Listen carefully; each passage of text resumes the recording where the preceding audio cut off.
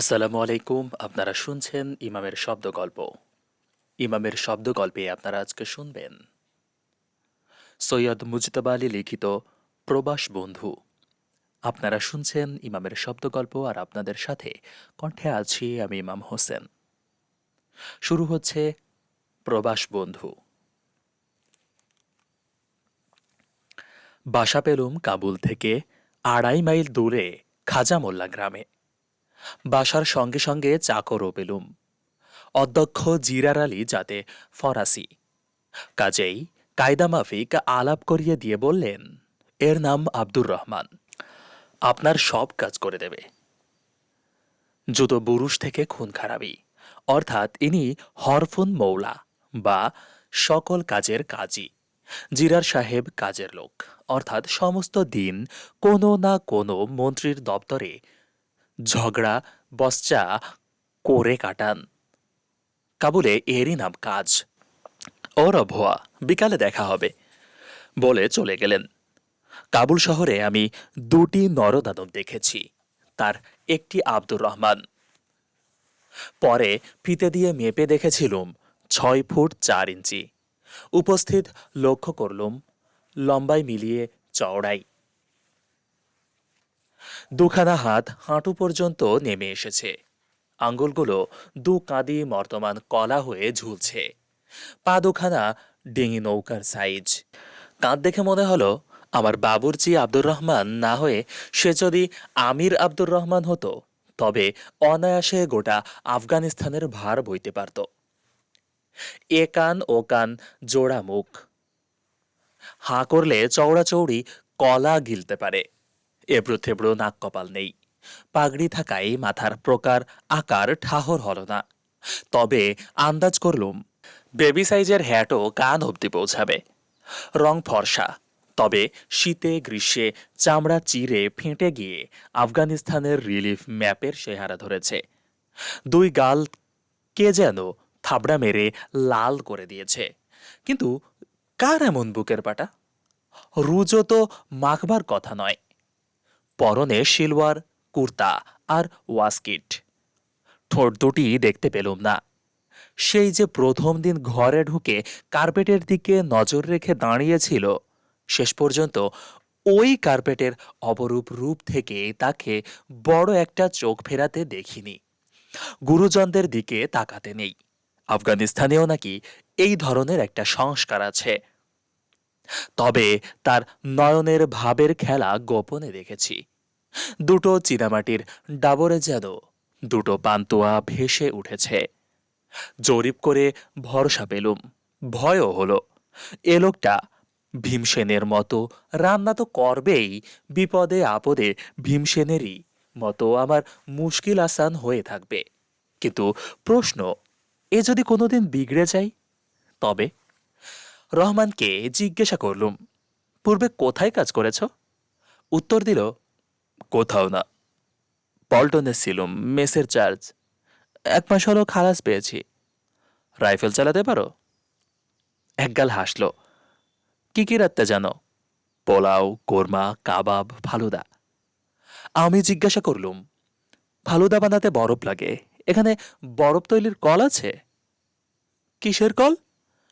আমি বললুম, তাহলে বরফ আসে কোত্থেকে? বলল, কেন? ওই পাগমাদের পাহাড় থেকে। বলে জানালা দিয়ে পাহাড়ের বরফ দেখিয়ে দিল। তাকিয়ে দেখলুম, যদিও গ্রীষ্মকাল, তবু সবচেয়ে উঁচু নীল পাহাড়ের গায়ে সাদা সাদা বরফ দেখা যাচ্ছে। আশ্চর্য হয়ে বললুম, বরফ আনতে ওই উঁচুতে চড়তে হয়? বলল, না সাহেব, এর অনেক নিচে বড় বড় গর্তে শীতকালে বরফ ভর্তি করে রাখা হয়। এখন তাই খুঁড়ে তুলে গাধা বোঝাই করে নিয়ে আসা হয়। বুঝলুম খবর টবরও রাখে। বললুম, তা আমার হাঁড়িকুড়ি বাসন কোসন তো কিছু নেই, বাজার থেকে সবকিছু কিনে নিয়ে এসো। রাত্রিরের রান্না আজ আর বোধ হয় হয়ে উঠবে না, কাল দুপুরে রান্না করো, সকালবেলা চা দিও। টাকা নিয়ে চলে গেল। বেলা থাকতেই কাপড় রওনা দিলুম। ২.৫ মাইল রাস্তা মৃদুমধুর ঠান্ডায় গড়িয়ে গড়িয়ে পৌঁছাবো। পথে দেখি এক পর্বত প্রমাণ বোঝা নিয়ে আব্দুর রহমান ফিরে আসছে। জিজ্ঞেস করলুম, এত বোঝা বইবার কি দরকার ছিল? একটা মুটে ভাড়া করলেই তো হতো। যা বলল তার অর্থ এই যে মোট সে বইতে পারে না, সে মোট বইতে যাবে কে? আমি বললুম, দুজনে ভাগাভাগি করে নিয়ে আসতে। ভাব দেখে বুঝলুম অতটা তার মাথায় খেলেনি, অথবা ভাববার প্রয়োজন বোধ করেনি। বোঝাটা নিয়ে আসছিল জালের প্রকাণ্ড থলেতে করে। তার ভিতর তেল, নুন, লকড়ি সবই দেখতে পেলুম। আমি ফের চলতে আরম্ভ করলে বলল, সাহেব, রাত্রে বাড়িতেই খাবেন। খুব বেশি দূর যেতে হলো না। লবি দরিয়া অর্থাৎ কাবুলের নদীর পাড়ে পৌঁছাতে না পৌঁছাতেই দেখি মসিয়ে জিরার টাঙা হাঁকিয়ে টকবক করে বাড়ি ফিরছেন কলেজের বড় কর্তা বা বস সাহেব। আমাকে তিনি বেশ দু এক প্রস্থ ধমক দিয়ে বললেন, কাবুল শহরে নিশাচর হতে হলে যে তাগাদ ও হাতিয়ার প্রয়োজন, সে দুটোর একটাও তোমার নেই। বসকে খুশি করবার জন্য যার ঘটে ফন্দি ফিকিরের অভাব, তার পক্ষে কোম্পানির কাগজ হচ্ছে তর্ক না করা। বিশেষ করে যখন বসের উত্তমার্ধ তাঁরই পাশে বসে ওই সাতন নমা এভি দামা অর্থাৎ অতি অবশ্য সার্টেনারি এভিডেন্টলি বলে, তার কথাই সায় দেয়। ইংল্যান্ডে মাত্র একবার ভিক্টোরিয়া আলবার্ট আঁতাত হয়েছিলেন। শুনতে পাই ফ্রান্সে নাকি নিত্যি নিত্যি ঘরে ঘরে। বাড়ি ফিরে এসে বসবার ঘরে ঢুকতেই আব্দুর রহমান একটা দর্শন দিয়ে গেল, এবং আমি যে তার তম্বিতেই ফিরে এসেছি সে সম্বন্ধে আশ্বস্ত হয়ে হুট করে বেরিয়ে গেল। তখন রোজার মাস নয়, তবু আন্দাজ করলুম সেহরির সময় অর্থাৎ রাত দুটোই খাবার জুটলেও জুটতে পারে। তন্দ্রা লেগে গিয়েছিল। শব্দ শুনে ঘুম ভাঙল। দেখি আব্দুর রহমান মোগল তসবিরের গাড়ু বদনার সমন্বয় আফতাবে বা ধারা যন্ত্র নিয়ে সামনে দাঁড়িয়ে। মুখ ধুতে গিয়ে বুঝলুম, যদিও গ্রীষ্মকাল, তবু কাবুল নদীর বরফ গড়া জলে কিছুদিন ধুলে আমার মুখও আফগানিস্তানের রিলিফ ম্যাপের উঁচু নিচুর টক্করের সঙ্গে সামঞ্জস্য রাখতে পারবে। খানা টেবিলের সামনে গিয়ে যা দেখলুম তাতে আমার মনে আর কোনো সন্দেহ রইল না যে আমার ভৃত্য আগা আব্দুর রহমান এককালে মেসের চার্জে ছিলেন। ডাবর নয়, ছোটখাটো একটা গামলা ভর্তি মাংসের কোরমা এবং পেঁয়াজ ঘিয়ের ঘন কাঁধে শেরখানেক দুম্বার মাংস, তার মাঝে মাঝে কিছু বাদাম কিসমিস লুকোচুরি খেলছে। এক কোণে একটি আলু অপংক্তেয় হওয়ায় দুঃখে ডুবে মারা যাওয়ার চেষ্টা করছে। আর এক প্লেটে গোটা আষ্টেক ফুল বোম্বাই সাইজের স্বামী কাবাব। বারকোশ থালায় এক ঝুড়ি কোফতা পোলাও, আর তার ওপরে বসে আছে একটা আস্ত মুরগি রোস্ট। আমাকে থ হয়ে দাঁড়িয়ে থাকতে দেখে আব্দুর রহমান তাড়াতাড়ি এগিয়ে অভয় বাঁধিয়ে দিল, রান্নাঘরে আরও আছে। একজনের রান্না না করে যদি কেউ তিনজনের রান্না করে তবে তাকে ধমক দেয়া যায়, কিন্তু সে যদি ৬ জনের রান্না পরিবেশন করে বলে রান্নাঘরে আরও আছে, তখন আর কি করার থাকে? অল্প শোকে কাতর, অধিক শোকে পাথর। রান্না ভালো, আমার ক্ষুধাও ছিল, কাজেই গড়পড়তা বাঙালির চেয়ে কিছু কম খায়নি। তার উপর অদ্য রজনী প্রথম রজনী, এবং আব্দুর রহমানও ডাক্তারি কলেজের ছাত্র যেরকম তন্ময় হয়ে মড়া কাটা দেখে, সেই রকম আমার খাওয়ার রকম বহর দুই তার ডাবর চোখ ভরে দেখে নিচ্ছিল। আমি বললুম, ব্যাস, উৎকৃষ্ট রেঁধেছ আব্দুর রহমান। আব্দুর রহমান অন্তর্ধান। ফিরে এলো হাতে এক থালা ফালুদা নিয়ে। আমি সবিনয় জানালুম যে আমি মিষ্টি পছন্দ করি না। আব্দুর রহমান পুনরপি অন্তর্ধান। আবার ফিরে এলো এক ডাবর নিয়ে, পেঁজা বরফের গুঁড়োয় ভর্তি। আমি বোকা বনে জিজ্ঞাসা করলুম, এ আবার কি? আব্দুর রহমান উপরের বরফ সরিয়ে দেখালো নিচে আঙ্গুর।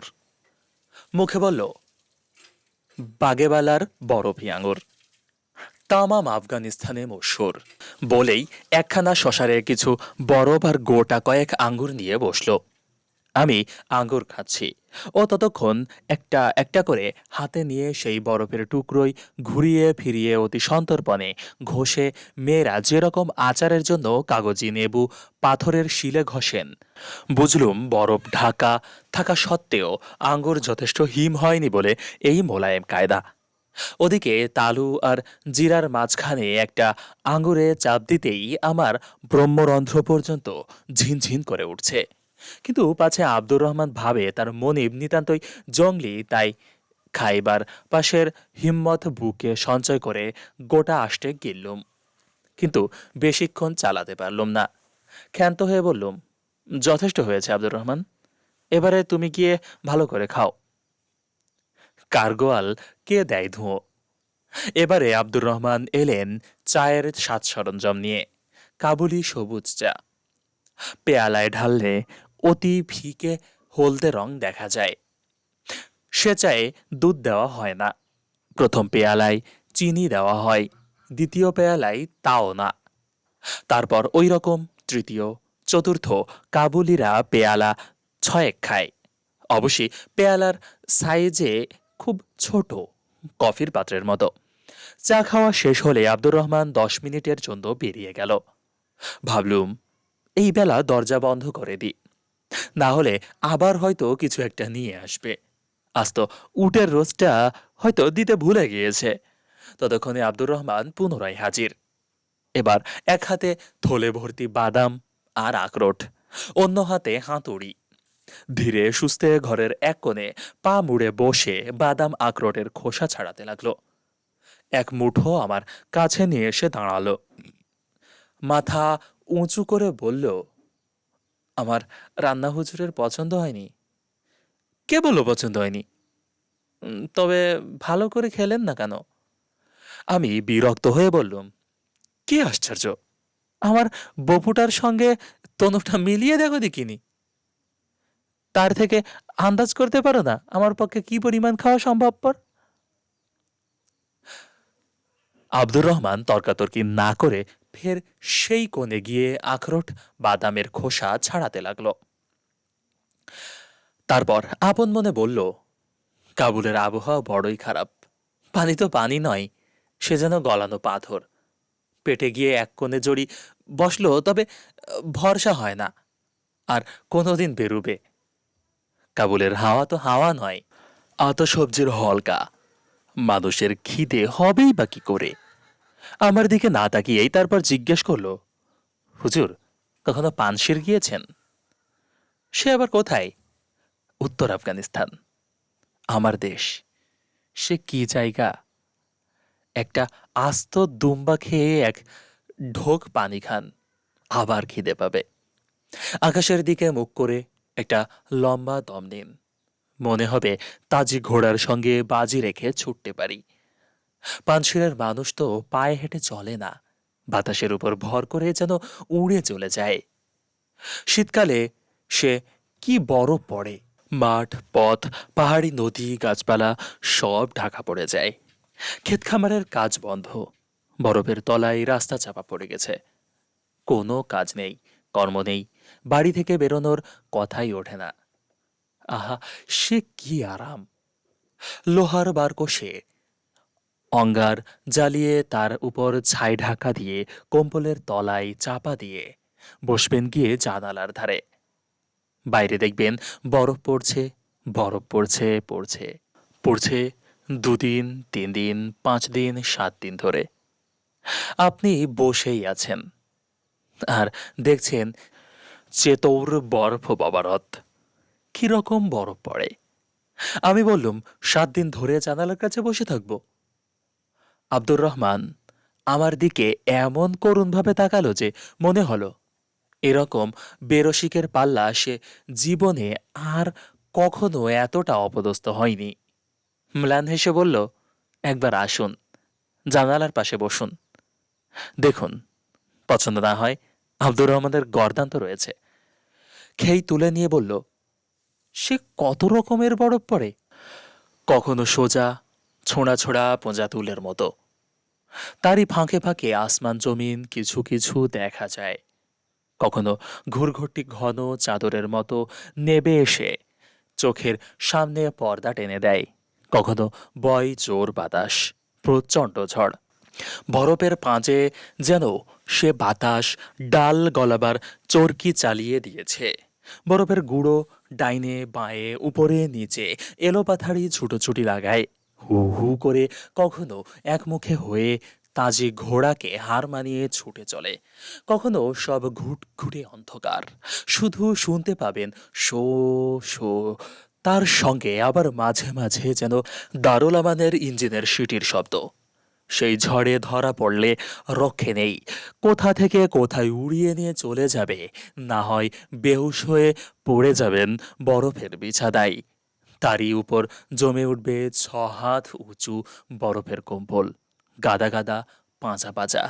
কিন্তু তখন সে বরফের পাঁজা সত্যিকার কম্বলের মতো ওম দেয়।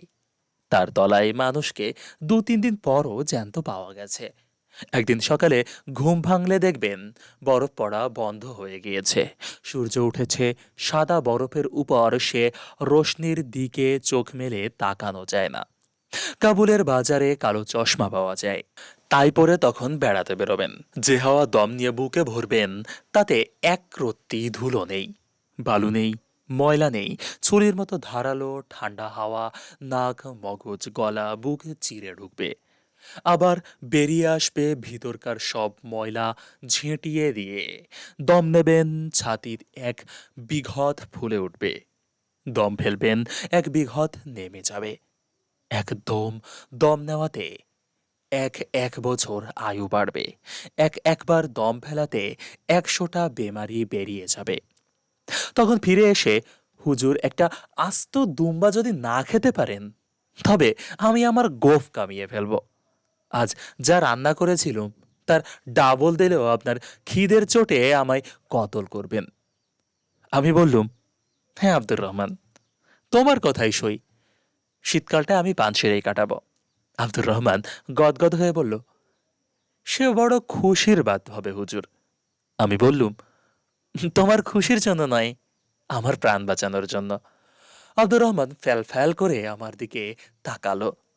আমি বুঝিয়ে বললুম, তুমি যদি সমস্ত শীতকালটা জানালার পাশে বসে কাটাও, তবে আমার রান্না করবে কে?